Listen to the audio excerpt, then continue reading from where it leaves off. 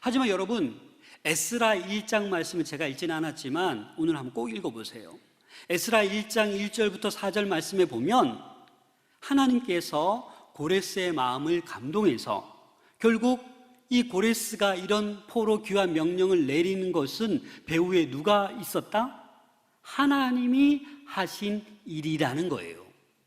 그래서 이스라엘 백성들은, 지금 유다 백성들은 지금 너무 감격적인 거예요. 야, 이게 진짜 꿈이냐 생시냐. 70년 동안 억압 아래 있었는데 고향으로 갑자기 돌아가게 하다니. 그런데 이 꿈을 벌써 미리 꾼 사람이 있습니다. 그게 누구예요? 예레미야 선지자입니다. 예레미야 선지자는 벌써 70년 후에 이렇게 포로에서 해방되어 돌아갈 것을 꿈을 꿨어요. 예언을 했어요. 예레미야 29장 10절입니다. 함께 읽겠습니다. 시작. 여호와께서 이와 같이 말씀하시니라. 바벨론에서 70년이 차면 내가 너희를 돌보고 나의 선한 말을 너희에게 성취하여 너희를 이곳으로 돌아오게 하리라. 벌써 예레미야는 꿈꿨어요. 알고 있었어요. 70년 뒤에 다 돌아올 것이다. 그렇게 선포했지만 믿는 사람이 없었죠. 사랑하는 여러분, 2절 말씀에 보면 이들의 감격이 얼마나 대단했는지 좀 알 수 있습니다. 2절 말씀 같이 읽겠습니다. 시작. 그때에 우리 입에는 웃음이 가득하고 우리 혀에는 찬양이 찼었도다. 그때의 문나라 가운데에서 말하기를 여호와께서 그들을 위하여 큰 일을 행하셨다 하였도다. 아멘. 입에 뭐가 가득해요? 웃음이 가득한 거예요. 웃음이 가득하니까 그 혀에 뭐가 가득해요? 찬양이 가득한 거예요. 사실 우리가 부르는 찬양이 늘 웃음이 가득하고 기쁨이 가득하고 감격이 가득한 그런 찬양을 불러야 되는 줄로 믿습니다. 이 이스라엘 백성들만 느끼는 것이 아니라 이런 포로 귀환의 장면을 보고 문나라, 다른 나라가 지금 뭐라고 얘기하는 거예요? 야, 저거 있을 수 없는 일이다. 저거는 이스라엘 백성들이 믿는 하나님께서 큰 일을 행하신 거다라고 그들 입으로 고백하고 있는 놀라운 장면을 우리는 볼 수 있습니다. 그렇지 않습니까? 이방 나라들이 그런 포로로 귀환하는 모습을 보고 이야, 저거 하나님께서 도와주시는 거다, 이렇게 말하고 감격하고 있다라는 겁니다. 그러면 포로 귀환하고 있는 유다 백성들은 하나님께서 이렇게 일하고 계시는지 알았을까요? 몰랐을까요? 네, 3절 말씀 보겠습니다. 3절 말씀 같이 읽겠습니다. 시작. 여호와께서 우리를 위하여 큰 일을 행하셨으니 우리는 기쁘도다. 아멘. 알고 있는 거예요? 모르고 있는 거예요? 알고 있는 거예요. 이 유다 백성들도 하나님이 우리를 위해서 큰 일을 행하고 계시는구나 라고 알고 있는 거예요. 이 3절을 제가 세 번역으로 다시 읽어드리겠습니다. 주님께서 우리 편이 되시어 큰 일을 하셨을 때에 우리는 얼마나 기쁘던가. 주님께서 누구 편이 되신다고요? 우리 편이에요. 할렐루야. 주님이 우리 편이십니다. 우리 편이 되시기 때문에 주님께서 그 큰 일을 행하시기 때문에 그 약속대로 70년 만에 다시 예루살렘으로 고국으로 돌아가는 이런 은혜를 누리는 거예요. 오늘 시편 126편을 가만히 보면 과거, 현재, 미래, 이 세 시제로 나눌 수 있습니다. 1절부터 3절까지가 어찌 보면 과거예요. 과거에 내가 이렇게 포로 생활하다가 이렇게 해방의 기쁨을 누렸었다라고 지금 표현하는 거예요. 지금 누리는 게 아니에요. 다시 말해서 이 126편 저자가 누군지 정확하진 않지만 모든 정황을 볼 때 느헤미야 아니면 에스라였을 가능성이 높다라고 학자들이 얘기하고 있습니다. 그래서 지금 이 시편을 쓴 시기가 야, 우리 이제 고국으로 돌아간다 이때가 아니라 언제라고요? 고국으로 돌아온 그때에 회상하면서 지금 쓰고 있는 시편이 바로 이 시편입니다. 그래서 1절부터 3절은 회상하는 거예요. 야, 우리 그때 꿈꾸는 것 같았어. 우리 입에 웃음이 가득하고 찬양이 가득하고 너무 좋았어. 그렇게 회상하고 있는 거예요. 그런데 유다 백성들이 예루살렘에 와보니 현실이 어떻습니까? 현실이 어때요? 성전은 회파해져 있고 잿더미로 변해져 있고, 그 땅에 또 누가 살고 있어요? 이방인들이 살고 있고, 또 전쟁을 해야 되고, 또 성전을 재건해야 되고, 먹을 것도 별로 없는데 현실은 녹록치 않은 거예요. 현실은 여전히 또 힘든 거예요. 그래서 지금 백성들이 뭐라고 하는 겁니까? 한편으로는 기쁘지만 한편으로는 깝깝한 거예요.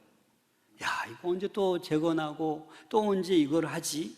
그런 마음 가운데 오늘 이 시편을 쓰고 있는 겁니다. 절망과 기쁨이 공존하고 있는 그 상황에 이 유다 백성들이 하기 시작한 것이 무엇이냐면 4절 말씀입니다. 4절 말씀 같이 읽겠습니다. 시작. 여호와여, 우리의 포로를 남방 시내들 같이 돌려보내소서. 한마디로 말하면 지금 유다 백성들이 뭘 하고 있냐면 기도하고 있는 거예요. 간구하고 있는 거예요. 지금 기쁨과 녹록치 않은 현실의 상황을 보고, 힘든 상황을 보고 뭐 하고 있다고요? 기도하고 있다고. 간절히 기도하고 있다고요. 하나님, 우리 포로들 아직도 많이 남아 있습니다. 저 페르시아 지역에 아직도 귀환하지 못한 백성들이 너무나도 많습니다. 그들이 다 예루살렘으로 돌려보내소서, 돌아오게 해주세요라고 그들을 생각하며 뭐 하고 있어요? 간절히 기도하고 있더라. 여기서 포로를 남방 시내들 같이라고 했는데, 이 남방 시내들이라는 말은 그 네게부 사막이 팔레스틴 남쪽에 있거든요. 그 사막과 같은 곳이에요. 그곳에 뭐가 흘러요? 시내들을 같이 강물이 흐르도록. 여러분들 그 사막에 물이 어디 흐릅니까? 그러나 그 네게부 사막에 겨울철 우기가 되면, 여러분 와디라고 들어보셨죠? 갑자기 비가 오면 그곳이 강물이 되는 거예요. 그렇게 겨울철 우기가 되면 네게부 사막에 시내가 흐르는 것처럼 하나님, 우리 나머지 백성들 다 돌아오게 해주세요. 그렇게 지금 뭐 하고 있는 거예요? 기도하고 있는 겁니다. 여러분, 저와 여러분들도 긴장하셔야 되는 거예요. 기도해야 되는 거예요. 지금 상황이 어떤 상황인데 편안하게 그냥 왔다 갔다 예배만 드릴 것이 아니라 정말 우리도 어떻게 해야 돼요? 간구해야 된다라는 겁니다. 간절히 기도해야 된다라는 겁니다. 그래서 오늘 시편을 보면 4절 말씀에 여호와여, 우리로 포로를 남방 시내들 같이 돌려보내소서라고 간절히 기도한 것입니다. 그 다음에 5절 6절 말씀을 같이 한번 읽어보겠습니다. 구체적으로 또 어떻게 기도했는지. 5절 6절입니다. 시작. 눈물을 흘리며 씨를 뿌리는 자는 기쁨으로 거두리로다. 울며 씨를 뿌리러 나가는 자는 반드시 기쁨으로 그 곡식단을 가지고 돌아오리로다. 아멘. 지금 현재 어떻게 기도한다고요? 눈물을 흘리며 씨를 뿌린다라는 거예요. 미래에 어떻게 된다고요? 결실을 당연히 기쁨으로 거두게 된다라는 것을 말하고 있는 거예요.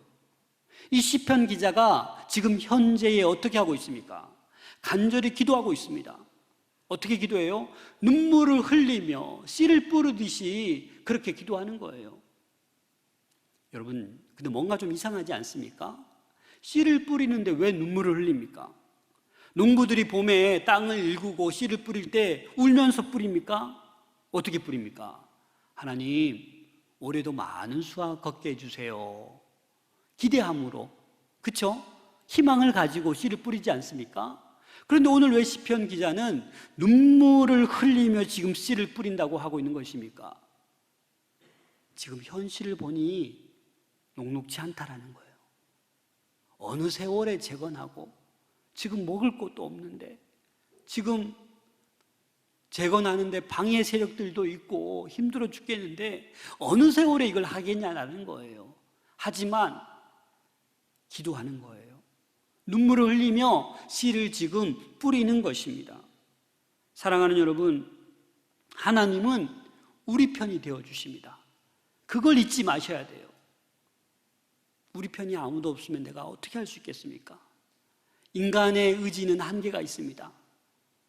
돈 때문에 돌아서는 게 인간입니다. 좀만 마음이 안 맞아도 배신하는 게 인간입니다. 하지만 여전히 변함없는 분이 우리 하나님이신 줄로 믿습니다. 그분만이 우리 편입니다. 아무리 친한 친구도 금전 관계 때문에 배신하는 게 부지기수 아닙니까? 하지만 우리가 일평생 살아가면서 영원히 변치 않는 우리 편은 오로지 하나님이신 줄로 믿습니다. 그래서 우리가 첫 발을 내디뎌야 돼요.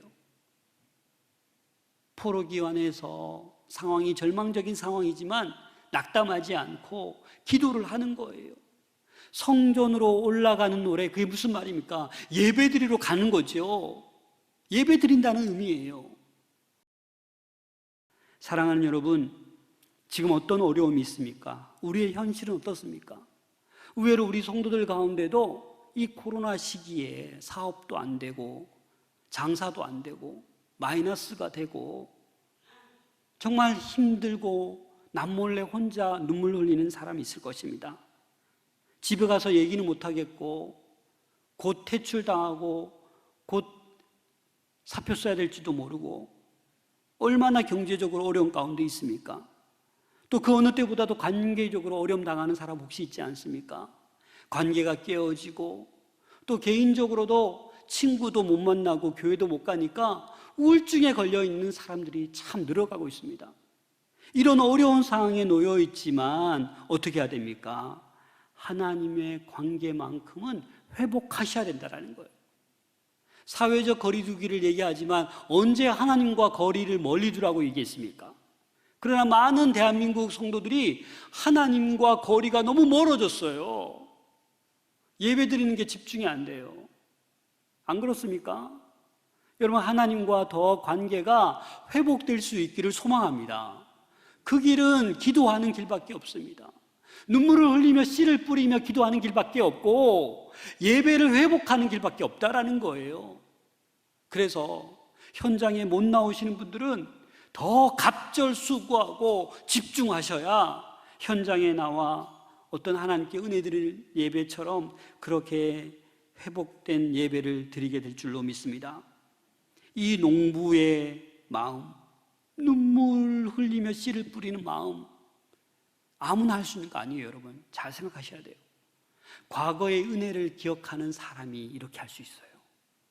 앞으로 하나님께서 은혜를 베풀어 줄 줄을 믿고 결실을 거두실 줄로 믿고 나가는 사람이 눈물로 씨를 뿌리는 자입니다. 여러분 모두가 과거에 베풀어 주신 하나님의 은혜를 기억하셔야만 합니다. 그리고 앞으로 주어질 은혜를 확신하며 믿음으로 간구할 수 있기를 소망합니다. 그래야 저와 여러분들이 지금 현재 눈물을 흘리며 씨를 뿌릴 수 있다는 것입니다. 그렇지 않고서야 내가 왜 눈물을 흘려 씨를 뿌려? 나 씨 안 뿌려? 너나 뿌려? 이렇게 오해하게 된다는 거예요. 이 말씀을 이해하지 못한다는 거예요. 저도 이 말씀을 준비하면서 지난 이런 생활을 뒤돌아보니까 참 눈물 흘렸었던데, 눈물 흘리며 하나님께 간절히 기도했던 것들이 돌아서 보니까 다 이루어졌어요. 얼마나 은혜가 큽니까? 안 이루어졌다면 제가 이 자리에 서 있겠습니까? 다 이루어져서 제가 부족하지만 이 자리에 서 있는 거예요. 앞으로도 하나님께서 부족한 종을, 우리 마산 동부교회를 귀하게 쓰실 줄로 믿습니다. 그렇기 때문에 저는 몸된 교회를 섬기는 거고, 여러분들을 위해 기도하는 거고, 열심히 말씀 준비하는 거고, 열심히 어떻게든 신방하려고 하는 거고, 어떻게든 영혼이 회복되기를 저는 기도하고 있는 것입니다. 사랑하는 여러분, 우리가 기도하기를 시작할 때, 우리가 예배가 회복될 때 하나님께서는 일하십니다. 하나님이 우리 편이십니다. 그런데 기억해야 될 것이 있습니다. 하나님은 여전히 우리 편이지만 우리가 하나님 편이 아니라 다른 편에 설 때가 많다라는 거예요. 악한 영에 속한 그럴 때가 있다라는 거예요. 물질의 욕심이 어두워서, 권력의 명예의 눈이 어두워서 하나님 편에 서 있지 못하고 그렇게 방황하고 죄의 자리에 설 때가 있다라는 겁니다. 그럴 때 하나님께서 어떻게 큰 일을 행하실 수 있겠습니까, 여러분? 그래서 우리는 날마다 하나님 편이 되어야 됩니다. 하나님은 항상 우리 편이시기 때문에 우리만 하나님 편이 되어 있으면 우리를 통해서 하나님께서 놀라운 일을 하실 줄로 믿습니다. 이 일제강점기 때 땀 흘려 농사 지으면 어떻게 됐습니까? 다 공출됩니다. 다 빼앗깁니다. 아버지는 보국대로 끌려갑니다. 형은 전쟁터 총바지로 끌려갑니다. 누나는 정신대 위안부로 끌려갑니다. 이름도 성도 다 빼앗기고 창씨 계명을 강요받습니다. 애국자는 감옥으로 끌려가고 지식인들은 조국을 등지고 망명하고 남은 백성들은 생존의 권리를 잃고 학대받고 빈곤, 서름에 죽지 못해 살아가던 그 시절이 우리나라에도 있었다라는 겁니다. 교회는 일본 귀신을 들여놓고 절하게 하고 이런 상황 속에서 해방을 맞이했으니 얼마나 기뻤겠습니까, 여러분? 이 본문에 나오는 유다 백성들도 이해 못지않게 얼마나 기쁜지 모릅니다. 하지만 현실은 여전히 녹록지 않았지만 거기에 낙담하고 포기하지 않고 눈물을 흘리며 씨를 뿌리겠노라고, 그리고 미래의 기쁨으로 거둘 것을 확신하며 지금 믿음으로 나가고 있는 것입니다. 저와 여러분들도 이 코로나 시기가 종식될 줄로 믿고 오늘도 눈물로 씨를 뿌릴 수 있기를 소망합니다. 사실 이 1945년 8월 15일 이 해방되기 바로 다음 날 어떤 것들이 계획되어 있었냐면 이 대한민국의 민족과 교회 지도자들을 무수히 죽일 계획을 일본이 하고 있었습니다. 그런데 히로시마 원자탄이 터지면서 그 일이 오기 전에 어떻게 해요? 해방이 된 거예요. 이게 바로 뭐예요? 하나님께서 큰 일을 하신 거예요. 이 대한민국을 사랑하셔서 광복의 해방의 은혜를 하나님께서 해주신 거예요. 원자폭탄이 연합군이 한 것이 아니라 하나님이 일하셨다라는 겁니다. 이처럼 본문에 나오는 유다 백성들도 그 고레스 왕이 한 게 아니라 하나님께서 벌써 약속해 하셨고 고레스의 마음을 움직여서 하나님이 이스라엘을 귀환하도록 하셨다라는 겁니다. 여러분 믿어지십니까? 앞으로 우리의 미래 하나님께서 일하실 겁니다. 그렇기 때문에 우리는 하나님 편에 서 있어야 됩니다. 내가 하나님 편이 되어야 됩니다. 그 해방 당시 우리나라 국민생활 수준 통계청에서 발표한 걸 보니까 1945년 평균 수명이 44세예요. 저도 벌써 죽었어야 돼요. 1000명당 유아 사망률이 102명, 인도 다음으로 전 세계 2위였습니다. 문맹자가 77%. 그러나 지금은 어떻습니까? 문맹률이 1%밖에 되지 않습니다. 조선 선박 기술이 세계 1위입니다. 반도체, 인터넷, LCD 모니터, 휴대폰 기술이 세계 1위입니다. 전 세계에서 이제 한국을 무시할 나라가 없습니다. 그만큼 위상이 높아졌습니다. 누구의 은혜입니까? 하나님의 은혜입니다. 이 나라 전국 곳곳에 복음의 물결이 흐르고 이렇게 하나님께서 우리나라를 사랑해 주셔서 지금 대한민국이 여기까지 온 줄로 믿습니다.